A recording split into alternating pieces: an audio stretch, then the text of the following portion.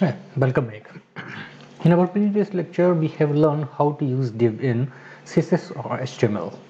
So, once again in this lecture, we will learn how to use margin and padding in CSS HTML. Okay, for the same, we are going to creating another file over here, file new, and again we are going to saving this files and on the desktop CSS folder, and I just give the name to this file as margin and padding.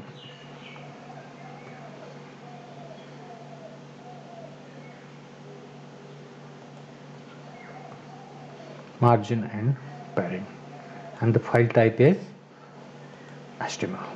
Save this now. Same way. So we in the previous section we have previous lesson chapter we have learned about the div, how to create. So I'm just copying the same file over here. Control A and just copy, and here I'm just going to paste this, okay, to save a bit time. So here I'm pasting this. Now to see this in our browser, we just open the browser, and here we type the name of the file as margin and padding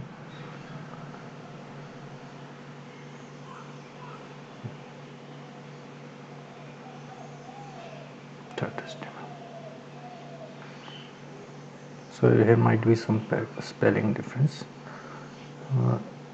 Margin and padding .html. Okay, we just use save this. Now save this. We use File Explorer to open this.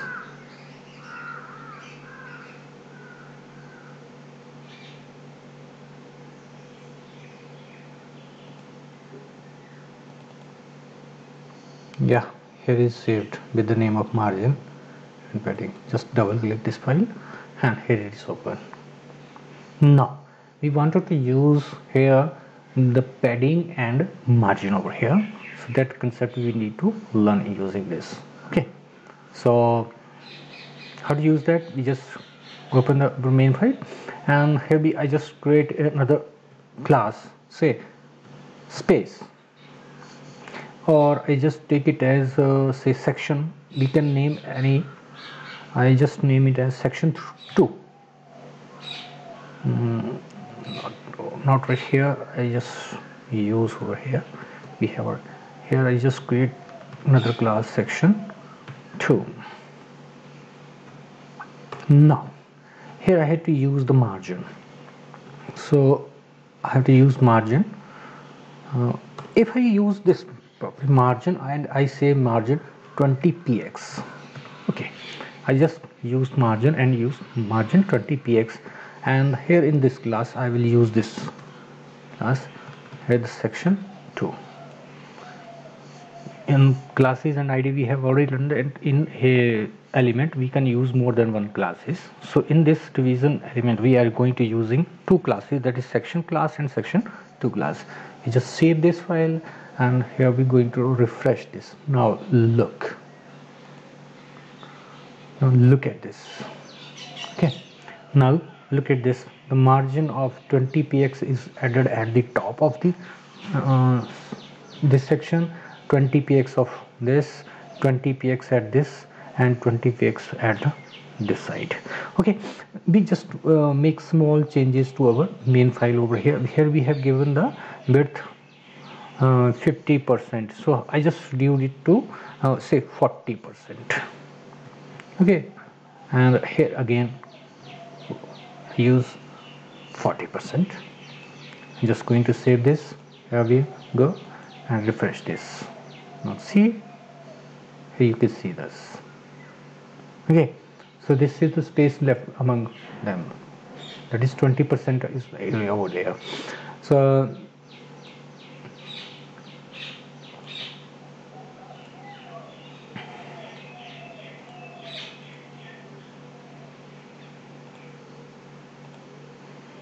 Now if I wanted to say I wanted to change I want to have a different, in this case we can see that the margin of all the sides is at 25 bucks. Now we wanted to have a margin at top, so for this I will use different margin at different sides. So for margin top I use 10px. Okay, and margin right we have to go clockwise. Whenever we have to use the margin we have to use clockwise key. So margin right, say I use 20px, and then margin bottom, it's good practice if you use this, otherwise it also work. Px, not, I'm just using this again, 10px, and here we go with the margin left.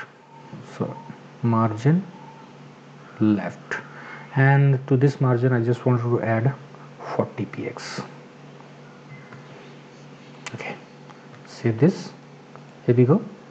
Now refresh this. In this case our margin at the top is going to be 10 pixels. Here it is going to be 20 pixels. In the bottom it's going to be 40 pixels as on 10 pixels, and in the left it's going to be 40 pixels. Okay, you just see the changes. If you want to see, if I just increase this margin to some next 70, what is going to be happen over here? Look at this. Okay, so this way we can give the different values to the margin.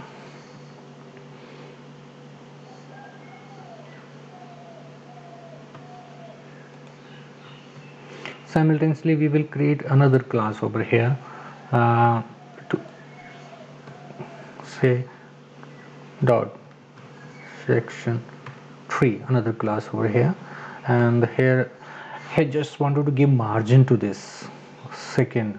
Okay, I just wanted to give this margin to this second paragraph over here. So say what's going to happen, I use shorthand margin. Okay, shorthand margin mean to say that if I say margin and I say here 30px, then I say it 10px, then here I write 10px, and here I write say 25px. Okay, save this. Here we go, refreshing this file. Now look at the difference. What's going to be happen over here? Here the margin has changed. What has the changed over value? Here 30. Here we have to understand it clockwise. Now clockwise mean to say that this 30 is for the margin top. Okay, here the 10px, this is for the margin right, clockwise. This is the margin for bottom, and this is the margin for left. Okay, if we change this value, say 5px, then what's going to be happen over here? Okay, this is not going to be happen anything on the left side, as we know that this is having the 40% area it has to be occupy, and this is having has to occupy this again 40% area. So here I just not going to use this width over there, and again in this I'm not using the width. So what's going to be happen, save this, by default it will occupy, so this will go like this way. Okay, so here we see, if we see this margin is of, here we see if we refresh this margin is of 5px. If we increase this value from here, so what's going to be happen, save this,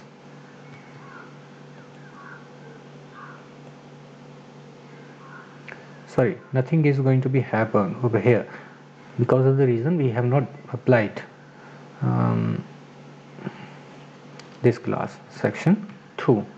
This is section 3, sorry, So here we go, save this and look at this here. Okay, if we increase this size, make it 25, control is save this. Now see, the left margin is going to be this. We can, this way we can use margins. Okay, next we have to understand the margin collapse. Sometimes the margin collapse over here. So here if we go to this section, if you see this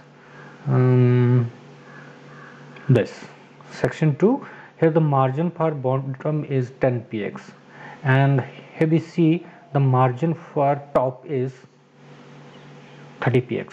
okay, so if we calculate the margin of here, if we go with this margin over here, it should be of 10px bottom, so 10px of this, and here we see the margin of this section, that is 30, so total margin is going to be 40px, but this is not going to be 40px.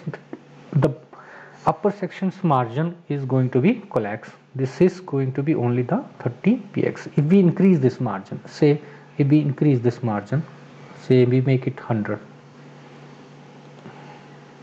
save this.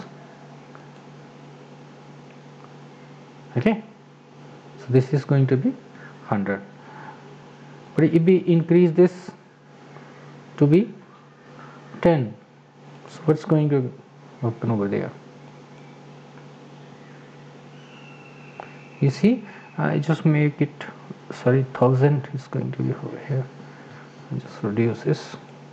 Okay, this is going to be 100 over here. If I increase this to say 50,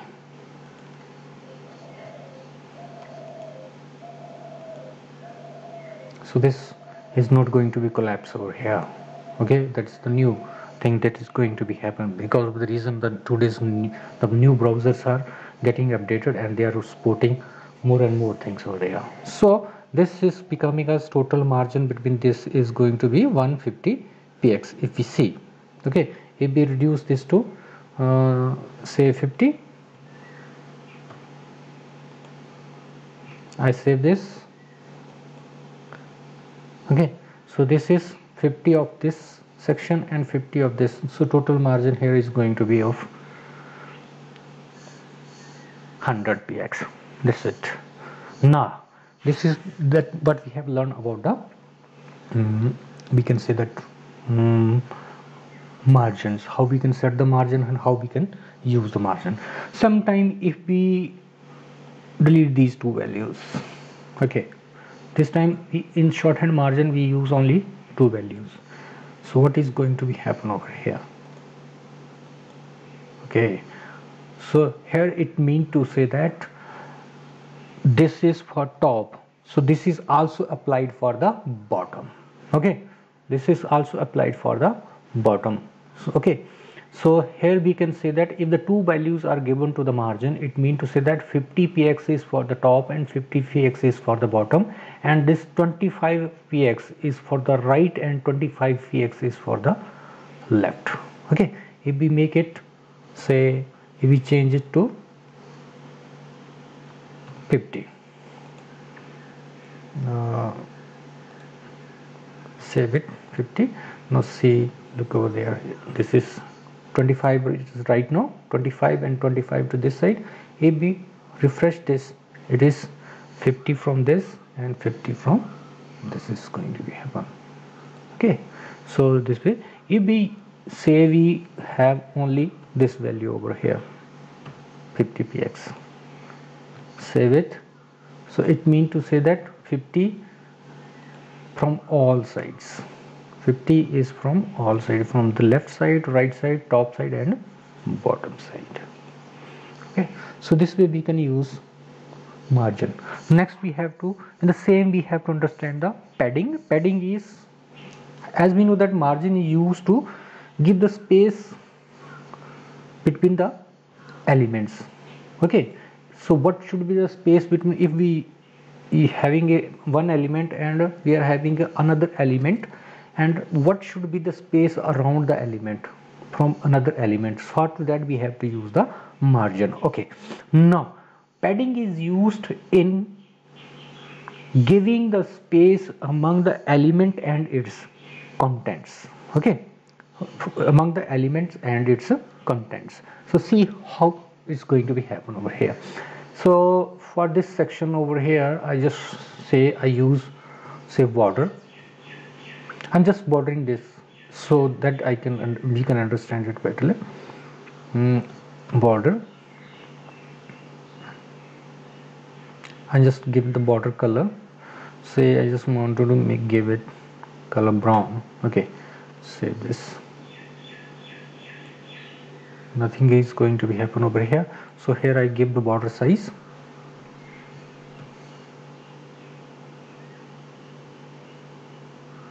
Here I just say I just have to give the border style. So I just give the border style to be solid. Save it, refresh it. Now, oh, that we have given to the section 1. Okay, look at this. This has been applied to this. So I just I just change this color to somewhat. I just make it green. Okay, save this, refresh this. Now here again I'm going to using some another class, say section 4. Now here I write padding. So here I can specify the padding by giving the value. So here I specify the value, say 25 px. Okay, save it. Now refresh it and apply this to this class section 4. Now this class is applied to the second division we have created in the file. So refresh this.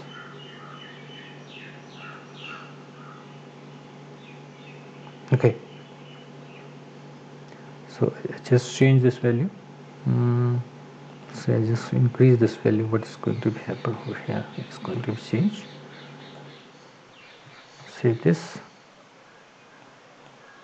Okay, look at this. So it means to say that padding has been set. This is basically our division element and this is the border of this division element. Okay, so this is the padding among this element and the content of this is what is the content of this element. So this is padding between that. This is the space between that. So that way we can set this space is set using the paddings. Okay, we can having padding top, padding left, padding right, padding bottom. So we can set different value over here. In the same way, if we say here value 10px, then another value we can say give 30px. So what does this mean? Control S, refresh it over here. So you see here 10px is mean to say that 10px at top and 10px at bottom, and here 30px it mean to say that this 30 is for the left and 30 is for the right. Okay, if we want to give different values for the different, so if we set it 40px and here we set it 60px. So see what's going to be happen. Refresh this. Now look at this. Here mean to say that 10px at the top, 30px at the right, 40px at the bottom, and 60px at the left side. Okay, so this way we can give the padding, or okay, simultaneously we can apply this padding. We create another class, say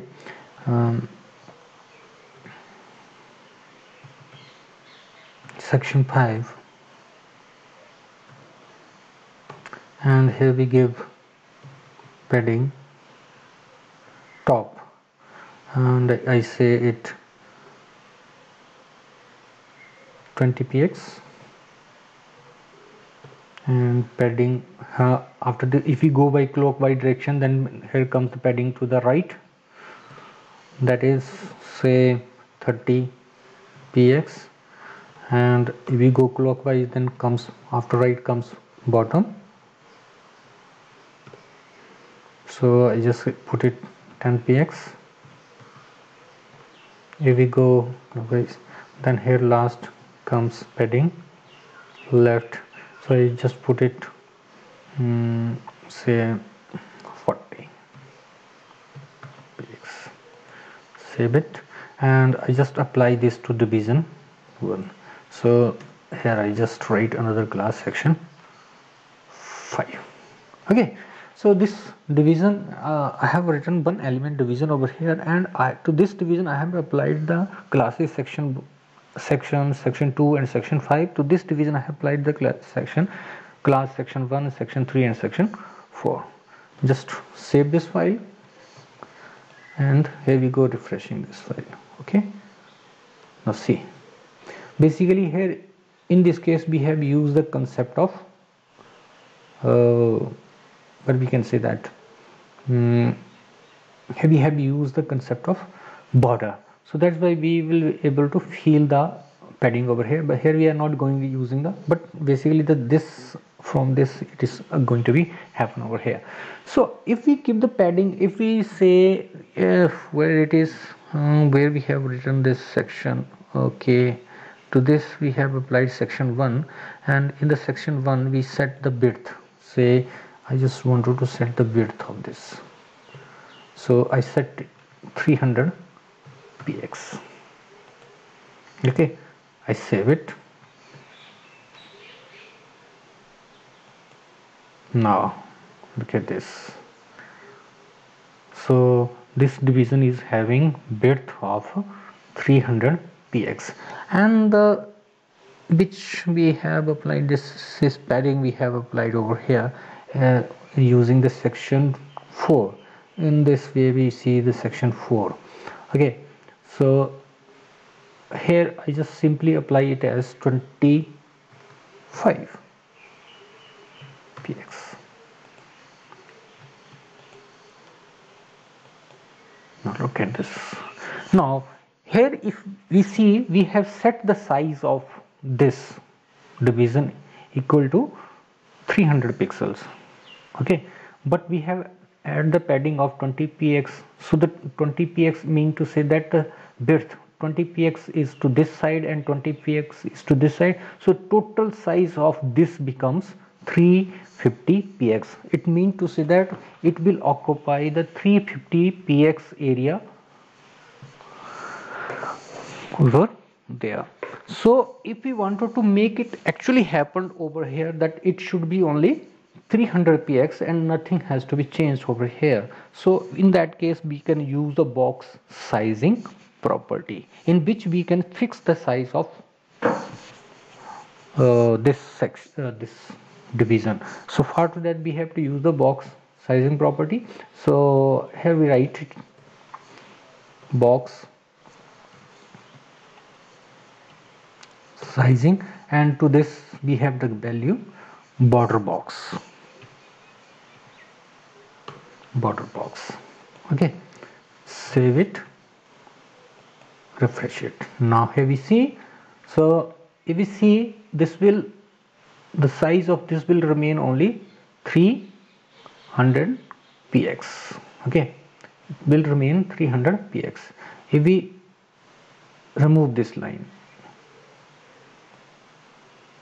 we can remove this line using the comment section. Comment are given using slash then star, and close the comment using star slash. So here it is going to be coming as the comment. You can understand, comments are the entries written in the program that is not read by the browsers. Okay, so this is becoming as the comment. If we put it as comment, so save it, here we refresh it, so here its size going to be coming as 350, because of the reason its size, its width we have specified 300, and its padding we have specified 25 px. So 25 px width is taken from left to right. This is called as the bits. So 25 is to the left and 25 is to the right. That's why its total size become 350 px. Okay, so if we wanted to make this size fixed, that it should not go beyond 350, should not go beyond 300 px. So in that case we can use this property, that is box sizing, and here we have to use this property as border box. Okay, so this way we can use margin and padding in our CSS HTML files. Hope you understand. That's all for now. Have a good day.